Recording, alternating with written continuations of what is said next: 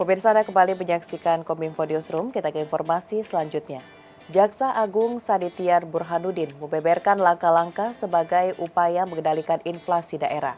Instruksi tersebut dikeluarkan untuk pendampingan dan pengawasan penggunaan belanja tidak terpungut akibat penyesuaian harga BBM.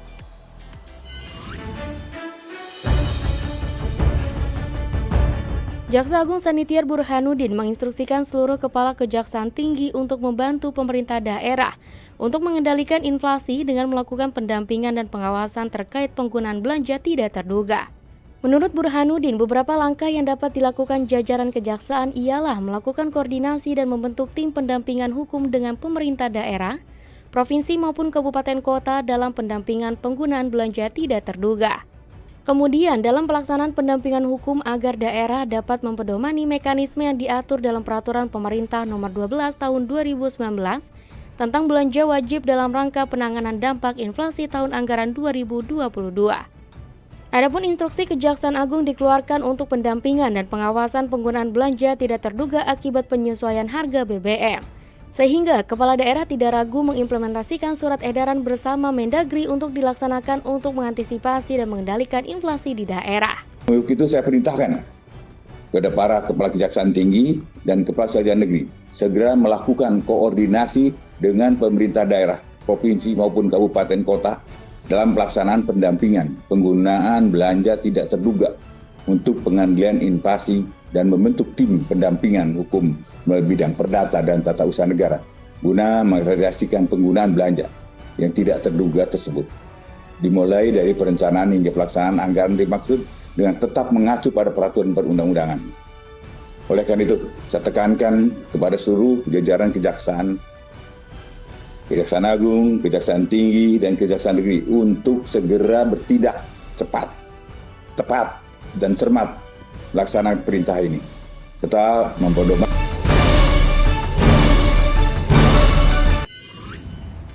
Didilai sukses melaksanakan gerakan pembagian 10 juta bendera merah putih di seluruh Indonesia, Kementerian Dalam Negeri mendapat apresiasi dari Museum Rekor Dunia Indonesia. Gerakan tersebut merupakan inisiatif Kemendagri melalui Direktorat Jenderal Politik dan Pemerintahan Umum yang diikuti hampir seluruh provinsi, kabupaten, dan kota di Indonesia.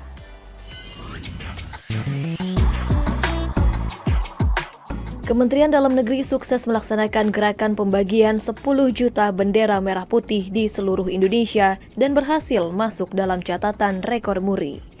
Gerakan tersebut merupakan inisiatif Kemendagri melalui Direktorat Jenderal Politik dan Pemerintahan Umum yang berlangsung sepanjang Agustus 2022 dan diikuti oleh hampir seluruh provinsi, kabupaten, dan kota di Indonesia.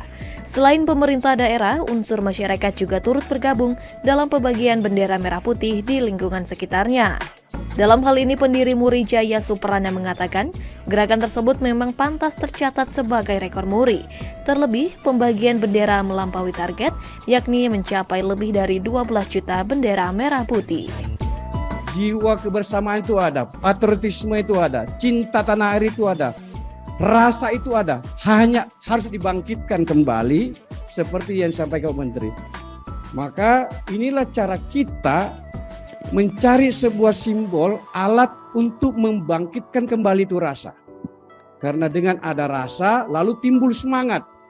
Karena ada semangat, diharapkan nanti ujungnya ada timbul cinta pada tanah air, pada negara. Kalau sudah sampai tahap cinta, apapun siap kita korbankan untuk masyarakat, bangsa, dan negara. Dalam sambutannya, Mendagri mengaku terharu atas diberikannya penghargaan tersebut. Dirinya mengatakan, gerakan tersebut bukanlah sebuah program yang direncanakan secara spesifik sejak awal tahun. Namun karena tugas Kemendagri salah satunya menjaga dan mengembangkan wawasan kebangsaan, serta menjaga persatuan dan kesatuan Indonesia, maka kegiatan ini dapat terlaksana dengan baik. Nah, ini yang membesarkan hati kita sehingga akhirnya kita melihat gerakan pembagian 10 juta menjadi lebih dari itu karena adanya partisipasi non-pemerintah yang bergerak. Dan ini menunjukkan bahwa mereka juga peduli akan kebangsaan. Ya. Nah, kita harapkan dengan adanya kegiatan-kegiatan seperti ini, sekali lagi, api kebersamaan kita, yaitu negara yang unik, negara yang plural, tapi tetap dalam satu kesatuan NKRI, unity in diversity, bersatu dalam keberagaman ini harus tetap kita rawat terus, kita jaga terus.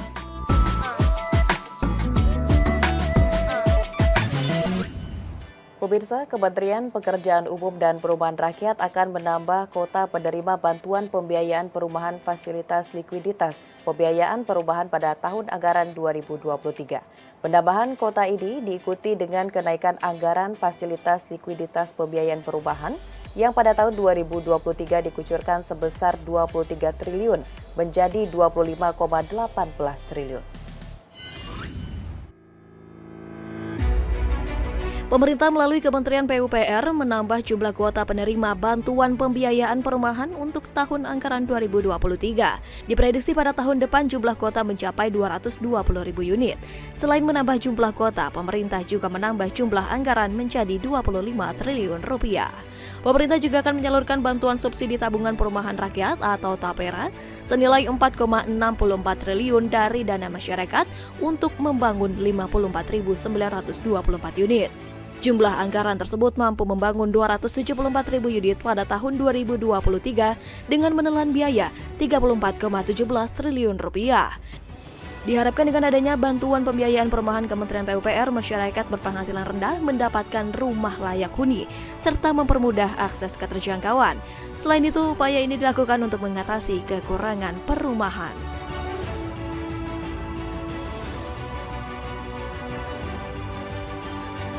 Untuk FLPP ada sebanyak 220.000 unit, ya, sebesar 25,18 triliun. Kemudian didampingi dengan subsidi bantuan uang muka dengan jumlah yang unit yang sama sebesar 0,89 triliun. Selain itu, untuk subsidi selisih bunga ini hanya membayar transaksi yang sudah dilakukan sebelumnya, dan TAPERA ada sebanyak 54.924 unit atau sebesar 4,64 triliun.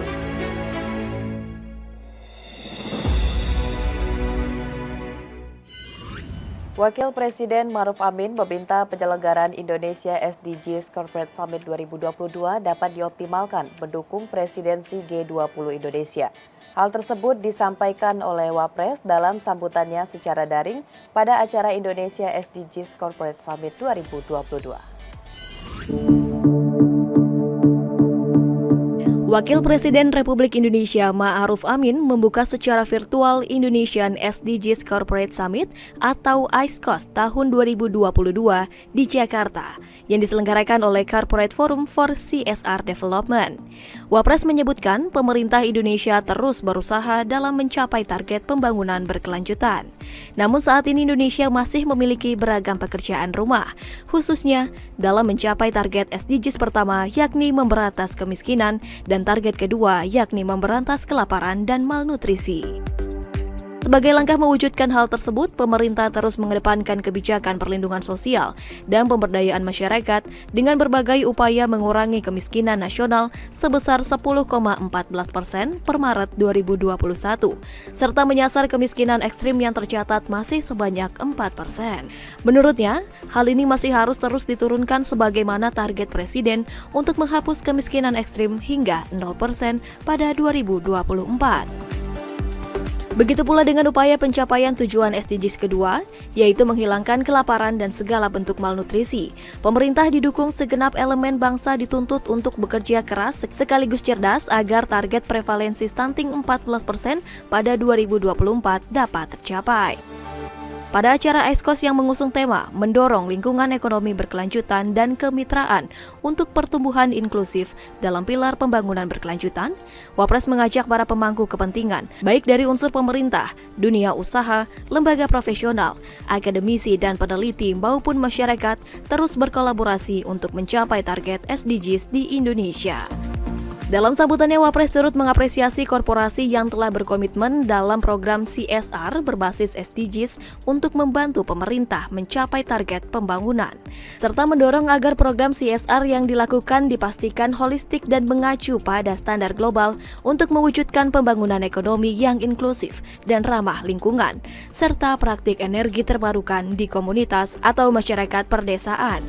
Melalui forum tersebut, Wapres berharap akan menghasilkan gagasan dan terobosan untuk mengatasi kebutuhan dukungan finansial serta adanya celah pembiayaan SDGs yang cukup besar. Melalui inovasi kreatif semua pihak atas instrumen pendanaan, kolaborasi dalam investasi, dan mobilisasi dana dari APBN, sektor swasta, filantropi, dan masyarakat. Dalam kesempatan ini saya ingin menekankan beberapa hal. Pertama, optimalkan momentum penyelenggaraan ICOS 2022 untuk mendukung presidensi G20 Indonesia dan agenda strategis pencapaian SDGs Indonesia. Para peserta agar berbagi pengetahuan, pengalaman, praktik baik, kemitraan, dan inovasi untuk mewujudkan target SDGs yang integratif dan inklusif.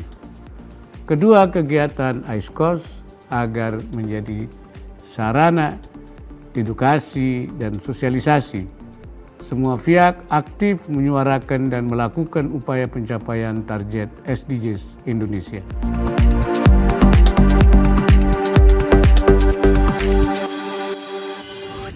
Pemirsa, usai jeda kami akan segera kembali dengan informasi mengenai Road to Festival Danau Poso 2022. Sesaat lagi.